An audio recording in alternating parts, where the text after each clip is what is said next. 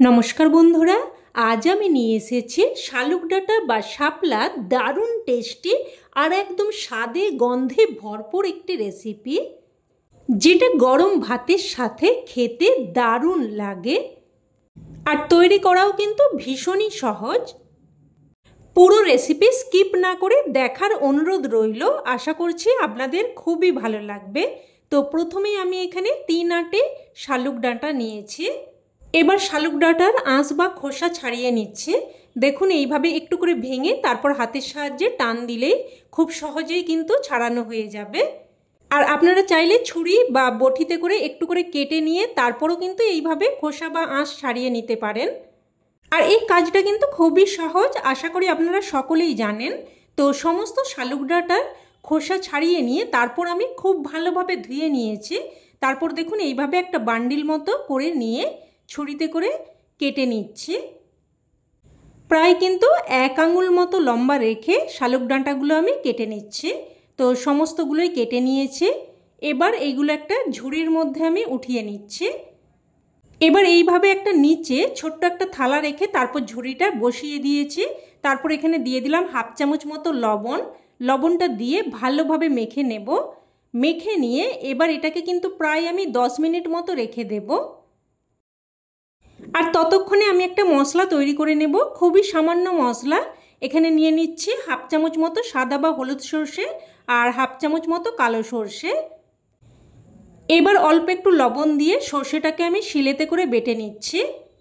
আর আপনারা আবার সর্ষে দেখে ভিডিওটা স্কিপ করতে যাবেন না, পুরো রেসিপিটা অবশ্যই দেখুন, না হলে কিন্তু কিছুই বুঝতে পারবেন না। তো দেখুন, আমি সর্ষেটাকে একদম মিহি করে বেটে নিয়েছি। এবার একটা বাটির মধ্যে উঠিয়ে নিলাম। এবার গ্যাস অন করে কড়াই বসিয়ে এখানে দিয়ে দিলাম একদমই অল্প একটু সর্ষের তেল। প্রায় 2 চামচ মতো সর্ষের তেল দিয়েছি। তেলটাকে খুব ভালোভাবে গরম করে নিয়ে এখানে আমি এবার দিয়ে দিচ্ছি কয়েকটা নুন হলুদ মাখানো চিংড়ি মাছ। এবার মিডিয়াম ফ্লেমে নাড়াচাড়া করে চিংড়ি মাছটাকে হালকা লাল করে ভেজে নেব।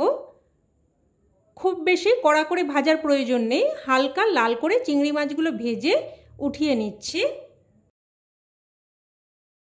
উঠিয়ে নিয়ে আবারও সামান্য একটু সর্ষের তেল দিয়ে দিচ্ছি, প্রায় ছোট চামচের 1 চামচ মতো। তেলটা একটু গরম করে নিয়ে এবার এখানে দিয়ে দিচ্ছি রসুন। এখানে কিন্তু প্রায় 8-10 কোয়া মতো রসুনকে আমি হালকা থেঁতো করে দিয়েছি। আর দিয়ে দিচ্ছি 1/2 চামচ মতো রাঁধুনি। এবার নাড়াচাড়া করে এই ফোড়নটাকে ভেজে নেব। আর এই ফোড়নটা দেওয়ার সাথে সাথে এত সুন্দর একটা ফ্লেভার বেরিয়েছে, আপনারা যখন রান্নাটা করবেন তখন এটা ফিল করতে পারবেন। তো রসুন আর রাঁধুনিটা ভেজে নিয়ে এবার এখানে আমি কয়েকটা চেরা কাঁচা লঙ্কা দিয়েও হালকা নাড়াচাড়া করে ভেজে নেব। আর লঙ্কার পরিমাণটা কিন্তু আপনারা যেমন তরকারিতে ঝাল খেতে চাইবেন সেই অনুযায়ী দিয়ে দেবেন।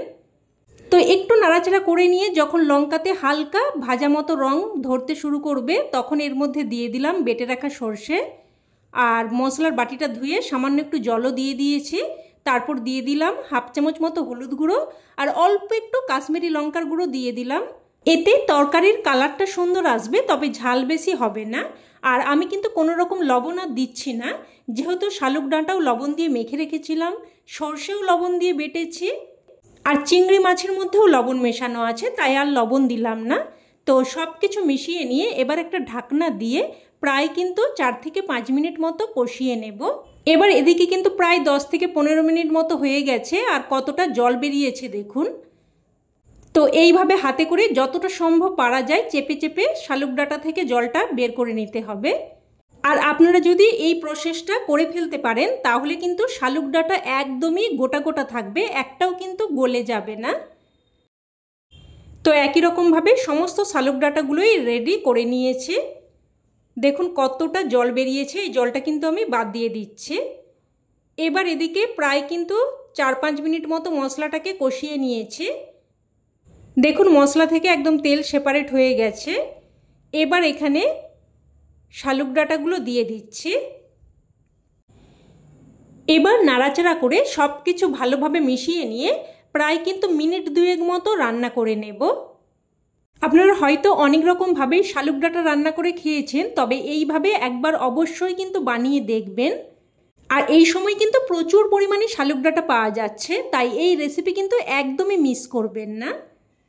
তো প্রায় মিনিট 2 মতো নাড়াচাড়া করে নিয়ে এখানে আমি হাফ বাটি মতো গরম জল দিয়ে দিয়েছি, আর ভেজে রাখা চিংড়ি মাছগুলোও দিয়ে দিলাম। আর এই রান্নাটা কিন্তু একটু ঝোলঝোল মতো হবে, তাই আমি এখানে অল্প একটু জল দিয়েছি।